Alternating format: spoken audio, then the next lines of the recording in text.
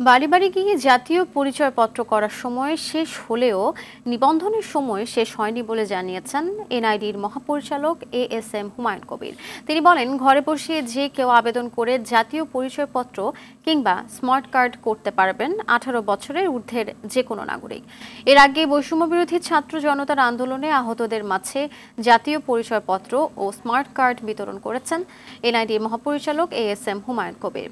দুপুরে জাতীয় অর্থোপেডিক হাসপাতাল ও পুনর্বাসন প্রতিষ্ঠান নিটোরে আহতদের হাতে স্মার্ট কার্ড তুলে দেন তিনি। এখন পর্যন্ত 44 জনের হাতে কার্ড তুলে দেওয়া হয়েছে দাবি করে বলেন, পর্যায়ক্রমে সকল হাসপাতালে আহতদের হাতে স্মার্ট কার্ড তুলে দেওয়া হবে। বাড়ি বাড়ি যাওয়া টাইমটা শেষ হলেও আমাদের ভোটার রেজিস্ট্রেশন অব্যাহত আছে। আপনি ঘরে বসে এখন আবার ভোটার আবেদন করতে পারবেন, বা আমাদের যে সমস্ত রেজিস্ট্রেশন কেন্দ্র আছে সেখানে গেলেও কিন্তু আপনি ভোটার হতে পারবেন। ভোটার হওয়া কিন্তু বন্ধ হয়নি এবং এটা একটা চলমান প্রক্রিয়া। তারা 105-এ ফোন করলে তথ্য পেয়ে যাবেন যে তাকে কোথায় যেতে হবে।